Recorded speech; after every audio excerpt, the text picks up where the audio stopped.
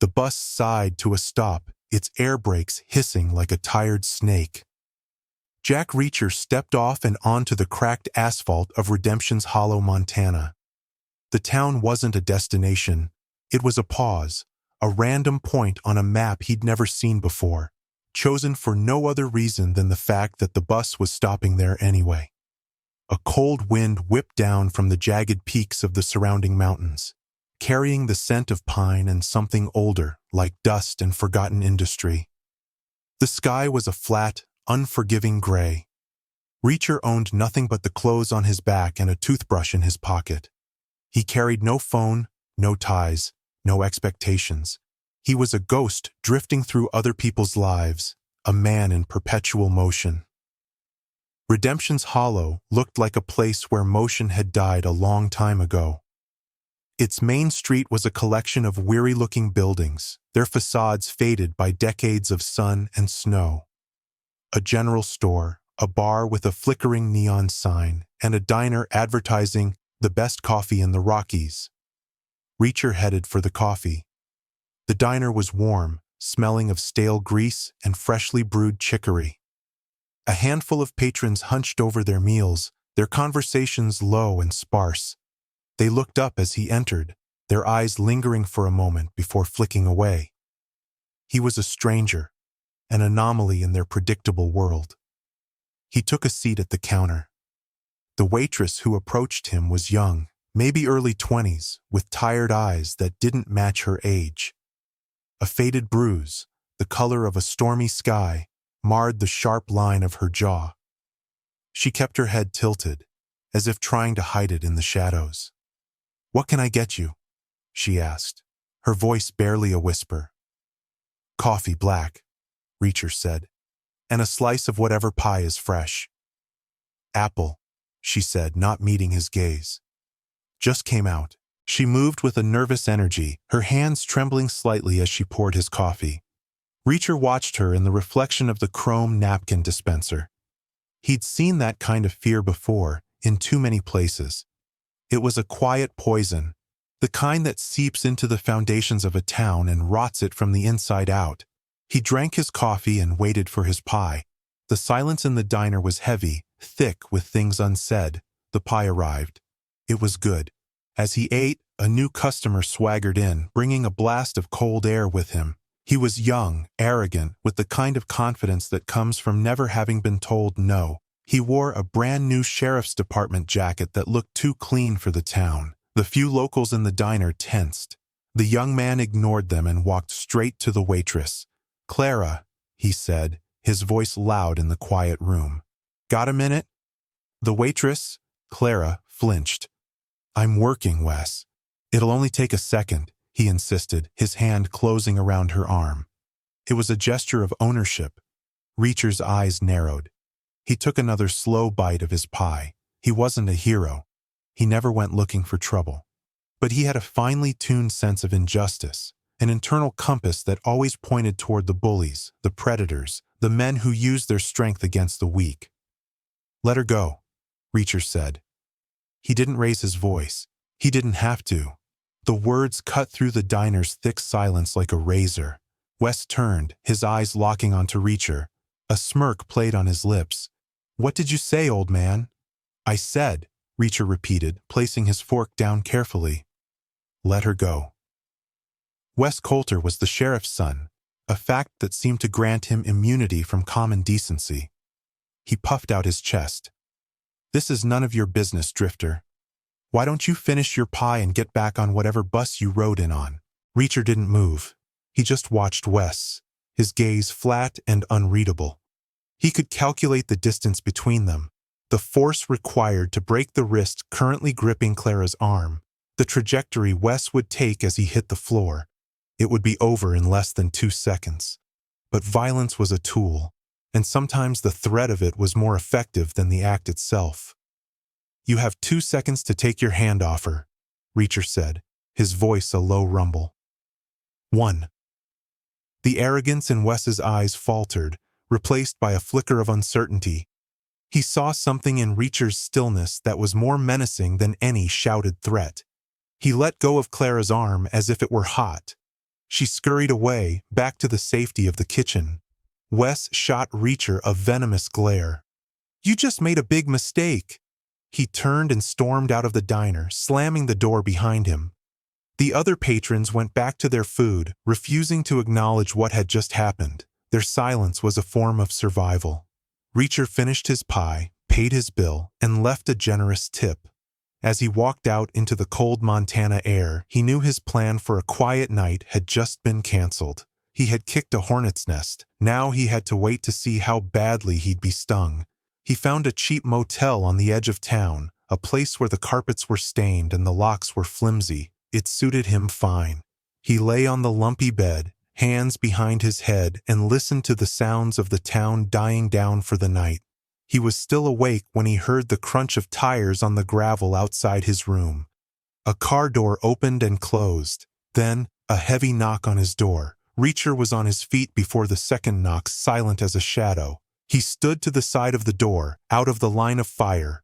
"Open up!" a voice boomed. "Sheriff's Department." Reacher opened the door. Standing there was a man who looked like he'd been carved from a block of granite. He was big, broader than Reacher, with a weathered face and cold, dead eyes.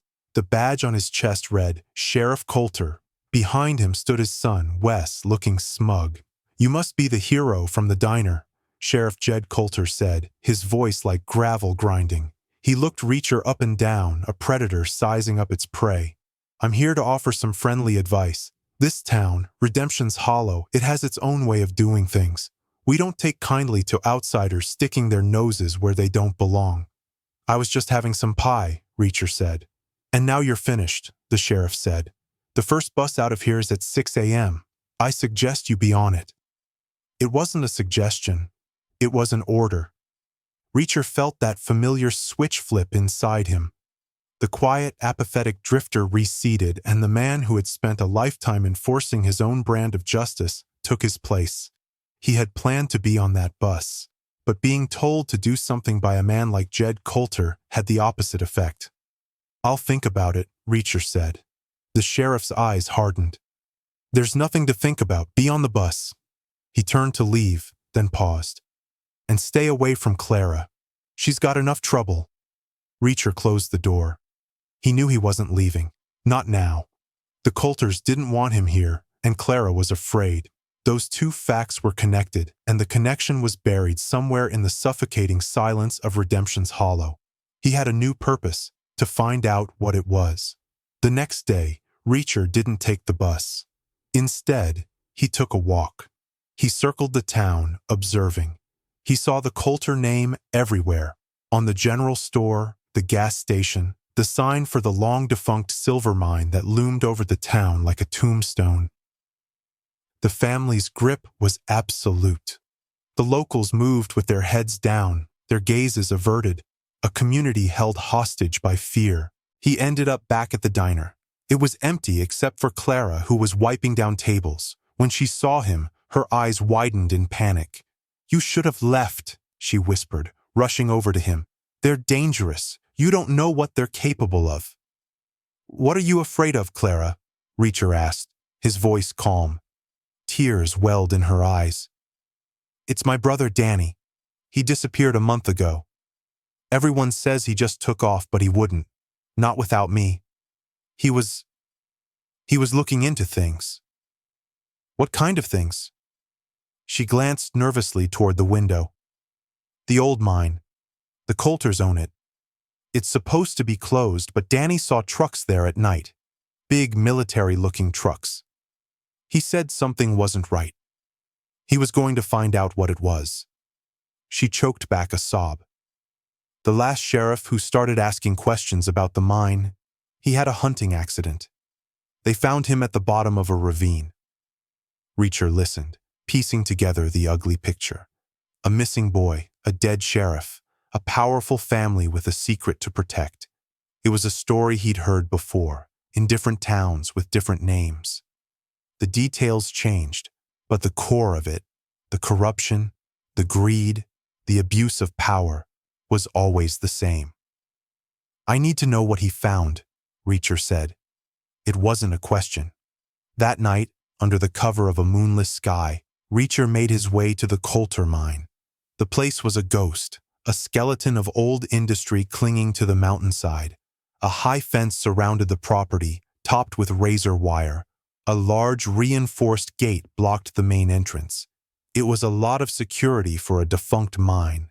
Reacher didn't bother with the gate. He found a spot where a rock slide had created a weakness in the fence line, a place a smaller man might have missed. He slipped through and moved into the shadows of the old processing buildings. He moved with a practiced silence, a ghost in the darkness. He saw the trucks Clara had described, parked in a large covered hangar. They were military-grade cargo vehicles, freshly painted in a nondescript gray. Near the main shaft entrance, he saw armed guards patrolling. These weren't local thugs. They moved with professional efficiency. They were soldiers, or mercenaries. Reacher found a ventilation shaft and lowered himself into the darkness. The air in the tunnels was cold and damp, smelling of earth and metal. He followed the hum of a generator deep into the mountain. The sound led him to a vast, excavated cavern, brightly lit by industrial lamps. What he saw stopped him cold. The cavern was a warehouse, a depot. Crates were stacked high, marked with military designation codes he recognized. These weren't just guns. This was heavy-duty hardware, assault rifles, grenade launchers, explosives, enough firepower to arm a small army. This wasn't just a local family's side business. This was a major illegal arms trafficking operation. Danny hadn't just stumbled onto something wrong. He'd stumbled onto something worth killing for. As he watched from the shadows of a tunnel opening, a figure emerged into the light of the cavern. The man was giving orders to the guards, his voice crisp and authoritative. He walked with a familiar gait, a certain military precision that Reacher hadn't seen in years. The man turned, his face illuminated by the harsh overhead lights. Reacher's blood ran cold. He knew that face. It was older, scarred, but unmistakable. It belonged to a ghost from his past, a man he had put away, a man he thought was dead. Marcus Vance.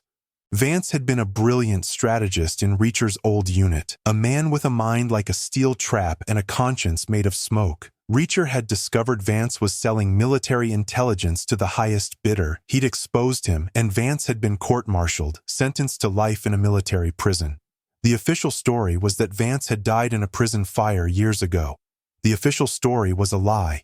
Vance was here, in the middle of nowhere, running a private army and an arms bazaar. And then, as if feeling Reacher's eyes on him, Vance looked up, his gaze sweeping the darkened tunnels. For a fraction of a second, their eyes met across the cavern. There was no flicker of doubt in Vance's eyes, only a cold, sharp shock of recognition, quickly replaced by a cruel, triumphant smile. The game had changed. This was no longer about a small-town bully and a missing boy. This was about him and Vance. It was personal. It was a reckoning. Vance barked an order. "Seal the exits. He's here. Find him." Alarms blared, their claxons echoing through the labyrinthine tunnels. Steel doors slammed shut, cutting off escape routes.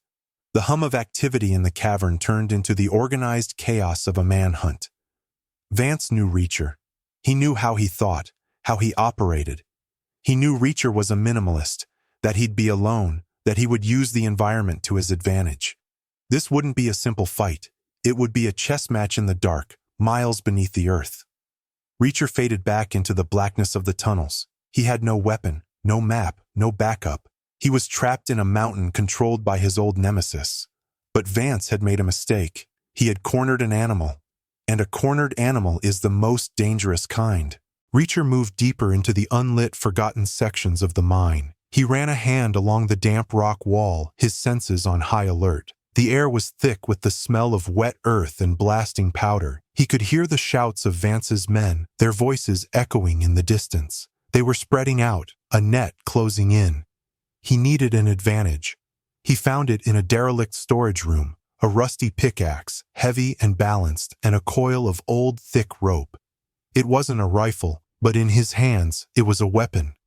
The first two men found him in a narrow shaft. They came in fast, flashlights cutting through the darkness, confident in their numbers and their automatic weapons. Reacher was waiting in an alcove. He let the first man pass, then stepped out. The pickaxe swung in a silent, brutal arc, connecting with the back of the second man's knee. The man went down with a choked cry. The first man spun around, trying to bring his rifle to bear in the confined space. Reacher was already moving. He closed the distance in a single step, his elbow striking the man's throat. The man collapsed, gagging. Reacher took his rifle, a spare magazine, and his radio. He disabled the other man and faded back into the darkness. He listened on the radio. Vance's voice was calm, controlled, directing the search. He'll be using the old tunnels. He'll avoid the main shafts. Box him in. He's one man. Do not underestimate him. Vance was smart. He knew Reacher's tactics, but Reacher knew Vance's weakness, his arrogance. Vance believed he was the smartest man in any room, or in this case, any mountain. He would expect Reacher to run, to hide, to try to escape. He wouldn't expect him to attack. Reacher used the radio to create confusion. He mimicked the voice of one of the guards, reporting a sighting in a completely different sector of the mine. He sent half of Vance's men on a wild goose chase. Then he started hunting the rest. He moved through the tunnels like a wraith, using the darkness and the echoing acoustics to his advantage. He separated the teams, picking them off one by one. It wasn't about killing. It was about dismantling the machine. A broken arm here, a dislocated shoulder there. He was an artist of incapacitation. He turned their search into a nightmare, the hunter becoming the hunted. He could feel Vance's frustration growing over the radio. The calm instructions became clipped, angry commands. He's playing with you. He's just one man. Find him. Reacher knew the final confrontation had to be with Vance. He made his way back towards the main cavern, the heart of the operation. He moved not through the tunnels, but above them, climbing through the treacherous, crumbling crawl spaces used by miners a century ago. He emerged on a high ledge overlooking the cavern. Below, Vance stood in the center of the room, his remaining men forming a perimeter. The large shipment of weapons was being loaded onto the trucks. They were trying to get it out before everything fell apart. Vance looked up, his eyes scanning the darkness, as if he could feel Reacher's presence. He raised a microphone to his lips, his voice booming through the cavern's PA system. "Reacher, I know you're here. I have to admit, I'm impressed. You always were a blunt instrument, but a remarkably effective one. But this is my world now. You can't win." Reacher remained silent in the shadows. "I have a proposition for you," Vance continued. "Walk away. Just disappear. I'll even give you a head start. Or you can come down here and face me. But know this, I've planned for you. I always do." Vance gestured to a small device in his hand. A dead man's switch. "This whole cavern is wired with explosives," Vance announced. "Enough to bring this entire mountain down on top of us. If I die, we all die. Your move, Jack." Reacher looked at the crates, the trucks, the armed men. He looked at the device in Vance's hand. It was a classic gambit, mutually assured destruction. But Vance was bluffing, not about the explosives. Reacher had no doubt they were real. He was bluffing about his willingness to use them. Vance was a narcissist. He would never orchestrate a plan where he didn't walk away as the victor. He wanted to win, not die. Reacher had to force his hand. He spotted what he was looking for, a heavy-duty chain hoist hanging from the ceiling directly above one of the trucks loaded with crates of rifles. He still had the rope. He silently secured one end to a steel beam and rappelled down, landing as softly as a cat on top of the truck's canvas cover, out of Vance's direct line of sight. He cut a slit in the canvas and slipped inside, surrounded by wooden crates. He worked quickly, prying one open. He pulled out 2 rifles and several magazines. Then, he started making noise. He kicked a crate, sending it crashing to the floor of the truck. "He's in the truck," one of the guards yelled. Vance's men converged on the truck, rifles raised. "Hold your fire," Vance commanded. "He wants you to waste your ammunition." Reacher smiled in the darkness. Vance was still thinking 2 steps ahead, but Reacher was thinking 3. He pushed another crate out of the back of the truck. It hit the ground and split open, spilling rifles onto the cavern floor. The sight of the scattered weapons was too much for the Colters and their hired thugs. Greed overcame discipline. A few of them broke rank, moving towards the spilled guns. "Get back in position, you idiots!" Vance roared. That was the opening Reacher needed. He burst out of the truck, firing not at the men, but at the chain holding the massive engine block suspended from the hoist above them. The bullet sparked against the thick metal links. It wasn't enough to break it, but it was enough to draw every eye in the room. In that split second of distraction, Reacher leaped from the truck, rolling behind a stack of crates. The guards opened fire, their bullets tearing through the spot where he had been. Vance screamed in frustration. "He's over there! Get him!" The cavern erupted into chaos. His men were disorganized, firing wildly. Reacher used the confusion to his advantage, moving from cover to cover, a fleeting shadow in the maelstrom of noise and ricocheting bullets. He took out the guards methodically, aiming for legs and arms, disabling them without killing them. Soon, it was just him and Vance, separated by the length of the cavern. The remaining Colter family members, including the sheriff and his son, cowered behind a truck. They were out of their league. "It's just you and me now, Marcus," Reacher said, his voice echoing in the sudden silence. Vance held up the dead man's switch, a manic gleam in his eyes. "You think you've won? You've won nothing. We both die here." "You won't do it," Reacher said, stepping out from behind cover. He began walking slowly towards Vance.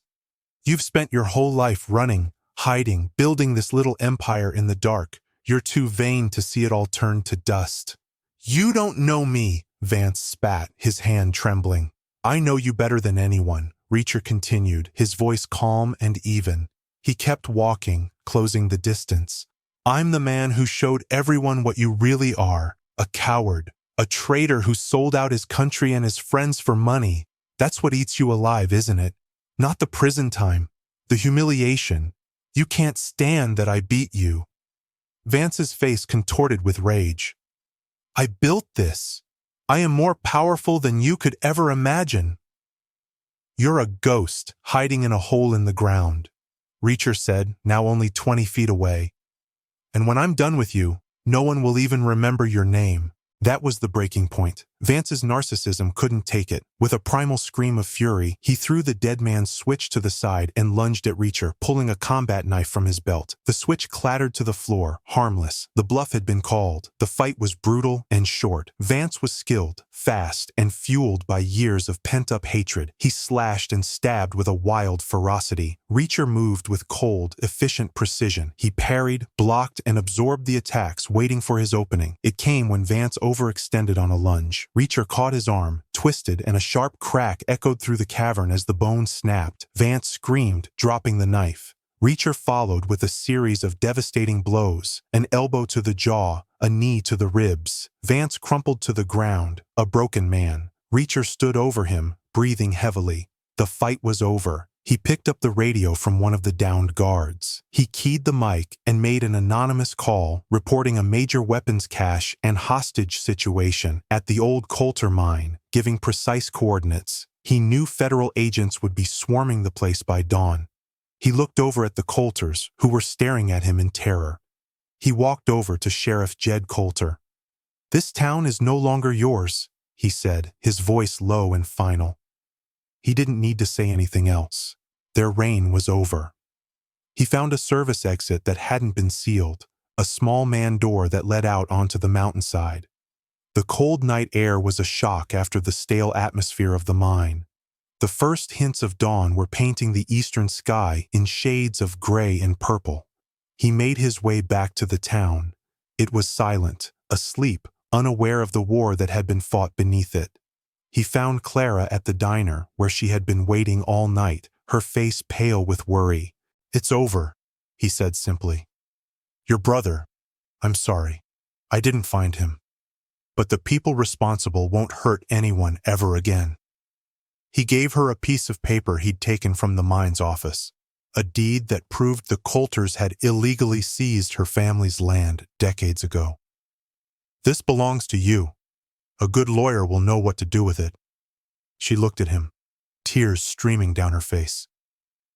"Thank you," she whispered. "Who are you?" Reacher didn't answer.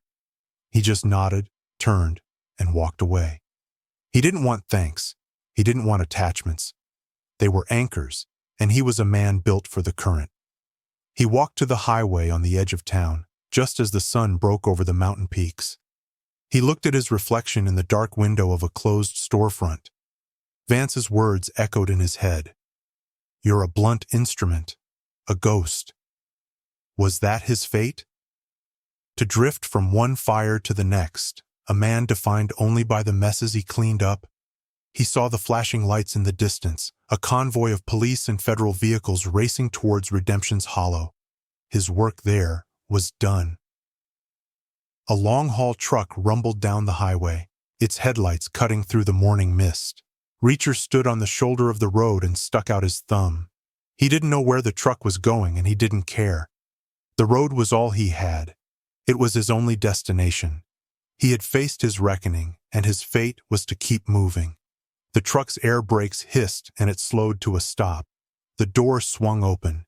Reacher climbed inside, not looking back.